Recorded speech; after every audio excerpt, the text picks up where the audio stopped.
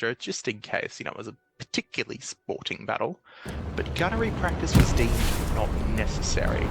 See where this is going. Anyway, the ships left harbour, well, some of them, as the flagship again immediately ran aground and a cruiser lost an anchor. I don't know how.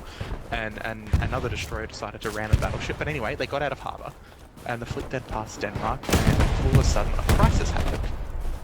Random sailors started screaming that they were all doomed because Japanese destroyers and torpedo boats were waiting near Sweden to kill them.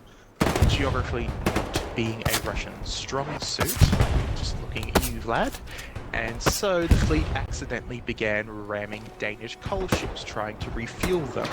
Another ship had a lifeboat fall off. It just fell off.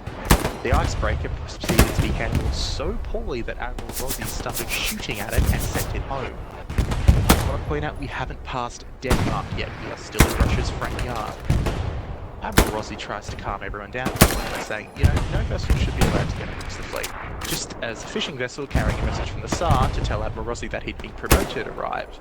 None of the warships, who the majority of which started shooting at said fishing boat, came close to hitting it, and the fishing boat's captain was reportedly even aware that he was being shot at by over 50 vessels.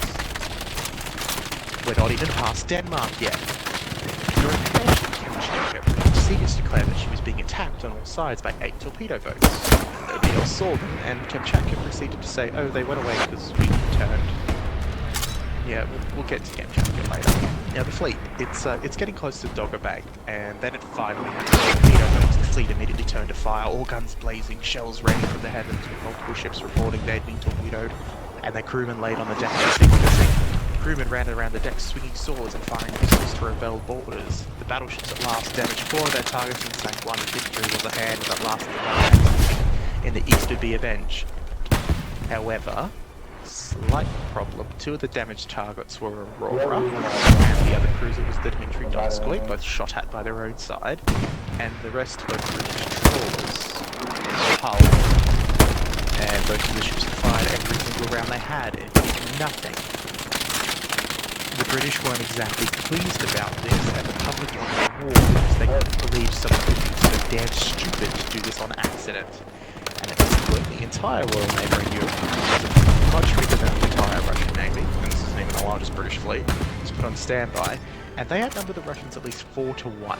Aristotle decided to be a bit jovial and commented that he would only use 4 battleships to sink the entire Russian fleet based on the caliber of their guns, because at any more would just be unfair and unsportsmanlike.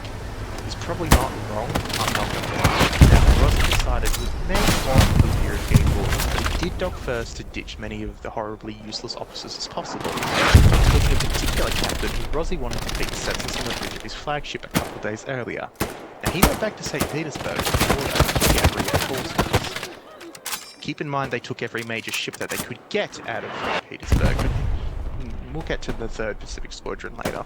The fleet then split, with the older ships going around through the Mediterranean via the Suez Canal, and the newest and fastest Russian ships, including the flagships, sailing around the Cape, and both fleets would then meet in Madagascar. The Kamchatka finally appeared, saying she'd been attacked by 300 shells at 3 Japanese ships. However, these ships included a Swedish merchant, a French merchant, and a German trawler. Didn't hit a single thing, and as the fleet left Tangier, a ship broke the underground telegraph cable with its anchor, and now Tangier couldn't talk to its own country or its ruling colonial power. It's going well. We haven't left Europe yet. Still in there.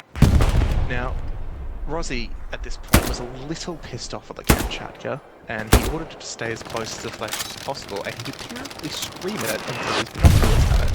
His staff, understanding that he did this regularly, so kept a large stock of binoculars there with him. Now remember what I said about them not having much range for fuel?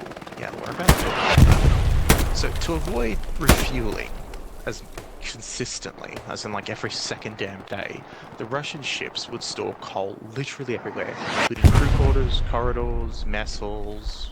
Basically, if you sit down to go to the toilet, you can rest your feet on a back of coal, that kind of stuff. Slight issue